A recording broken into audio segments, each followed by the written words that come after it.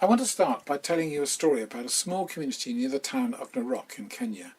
This was a Maasai community whose livelihood depends on raising cattle, sheep and goats.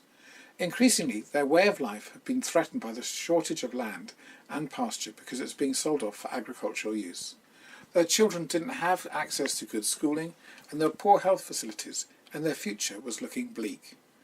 About 10 years ago, a Kenyan facilitator called Francis Njoroge took them through a process called Umoja, which is similar to Kava. The community became unified and self-sufficient, and the church played a key role in bringing this about. When I evaluated this project some years later, I asked the community members what they'd felt had been the critical element that allowed them to make this change.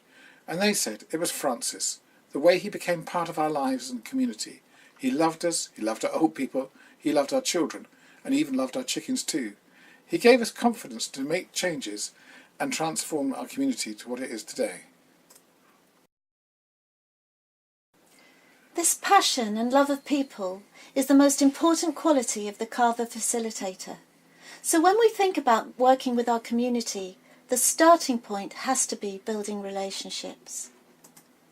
You can't just go and say to people, this is how you solve your problems. You need to win their trust and respect and have a rapport which gives the community a reason to listen to you and a desire to work together to make things better. It may be that your church already has a good relationship with the community, which you can build on.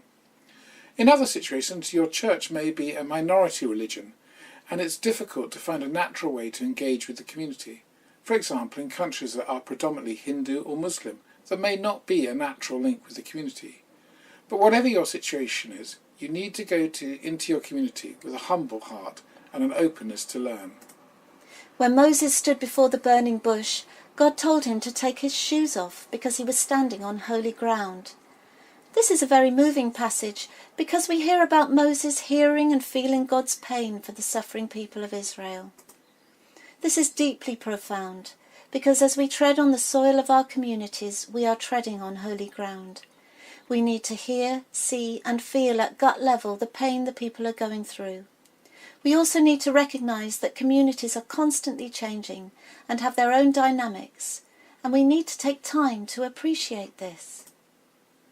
Treading on holy ground means acknowledging that all people are made in the image of God, regardless of race, tribe, gender and colour. A community's past, culture and tradition should always be respected. We go to listen and learn and not make assumptions. And we allow the community to become the teachers and we become the pupils. The story of the Good Samaritan helps us to think about what might be the barriers to coming alongside people who are different from ourselves, and challenges us about some of our own prejudices in regard to race, religion and gender. So now we've thought about our attitudes as we go into the community, let's think about some practical ways of building relationships and gathering information with our community. Firstly, celebrate existing relationships and look for ways of making them stronger. Look for opportunities to build new relationships through simple acts of kindness. Identify key people who have influence and could be important allies for helping the community engage in Kava. Allow plenty of time for them to ask questions, debate and challenge the idea so that they gain ownership. Informal contact is as important as formal meetings. People tend to open up more when they're relaxed. And once the community leaders are on board, then encourage them to host a community meeting to introduce Kava. Once the relationships have been built, as the church did in the envisioning stage, there should be a celebration activities with the community to identify and celebrate their resources and achievements. Then it's time to identify the needs that exist in the community through various gathering information tools. When gathering information, there are three main areas to draw from.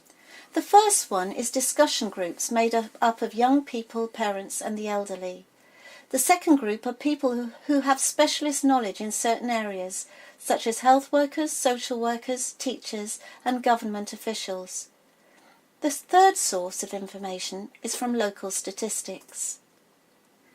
To gather this information, we use a range of participatory tools which enable the community to express themselves and gain ownership on the issues that they feel are most important to them.